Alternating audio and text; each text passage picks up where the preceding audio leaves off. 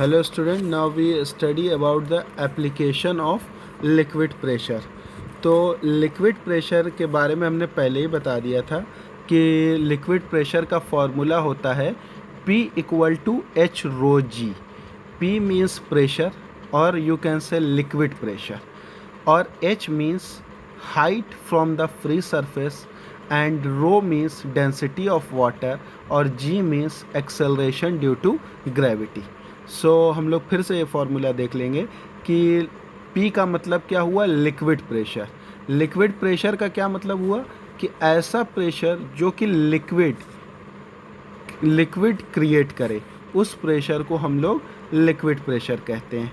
Height क्या होती है? हाइट का मतलब होता है कि जैसे अगर कोई फ्री सरफेस है, वहाँ से ऑब्जेक्ट कितनी दूरी पर प्रेजेंट है इनसाइड द लिक्विड, और rho means density and G means acceleration due to gravity. Now we will see the most important example based on the liquid pressure that is asked in examination many times. That is, wall of dam is made thicker at the bottom. Why? So ये जो है ये wall of dam है, ठीक है। यहाँ से start होती है और यहाँ पे ख़त्म होती है ट्रायंगुलर शेप में, ठीक है। तो अगर हम इस डैम वॉल को देखें तो ये क्या हम लोग समझ सकते हैं कि डैम वॉल ये जो है, ये सपोज़ यहाँ पर वाटर है, तो ये क्या होगा, ये फ्री सरफेस कहलाएगा। फ्री सरफेस का मतलब क्या हुआ, वाटर जो है यहाँ से रुका हुआ है, यहाँ से भी रुका हुआ है और नीचे से भी रुका हुआ है। बट ओपन सरफेस कहाँ है वाटर का, जो कि एयर के कांटेक्ट में है, वो ये वाला सरफेस है। तो इस सरफेस को हम लोग क्या बोलेंगे, फ्री सरफेस बोलेंगे। तो फ्री सरफेस पर डैम के वॉल की थिकनेस हम लोग देख सकते हैं क्या है, बहुत कम है, ठीक है। डैम के वॉल की जो थिकनेस है वो बहुत कम है, ठीक है। बट अब हम फ्री सरफेस से नीचे जा रहे हैं। सपोज़ हम यहाँ पर पहुँच गए पॉइंट ए पे, तो पॉइंट ए पे पहुँचे तो ये फ्री सरफेस से पॉइंट ए तक के बीच की डिस्टेंस, फ्री सरफेस से पॉइंट ए तक के बीच की डिस्टेंस क्या हो गई, h1 हो गई। तो इस h1 का क्या मतलब हुआ, h1 का मतलब हुआ डिस्टेंस और height from free surface. Means free surface से ऑब्जेक्ट के पॉइंट की जो दूरी होगी वही हमारी हाइट कहलाएगी। इसको हम लोग ने यहाँ पर h1 से रिप्रेजेंट किया। सपोज़ अब हम और नीचे जा रहे हैं वाटर लेवल पे, हम पहुँच गए बी पॉइंट पर। तो बी पॉइंट पर ये H2 क्या होगा, H2 होगा, ये फ्री सरफेस है और ये क्या है, बी पॉइंट है। तो फ्री सरफेस से बी पॉइंट तक के बीच की जो पूरी हाइट होगी वो क्या होगी, वो H2 होगी, ठीक है। अब हमको लिक्विड प्रेशर देखना है, तो सबसे पहले हम लोग देखेंगे ए पॉइंट। ए पॉइंट पर क्या है, हाइट जो है वो बहुत कम है। तो अगर हाइट कम है तो लिक्विड प्रेशर भी क्या होगा, कम होगा, क्योंकि pressure directly proportional to the height. जितनी ज़्यादा हाइट होगी फ्री सरफेस से, उतना ही ज़्यादा क्या होगा, लिक्विड प्रेशर होगा। तो ए पॉइंट पर क्या है, हाइट कम है, तो लिक्विड प्रेशर भी ए पॉइंट पर क्या होगा, कम होगा, ठीक है।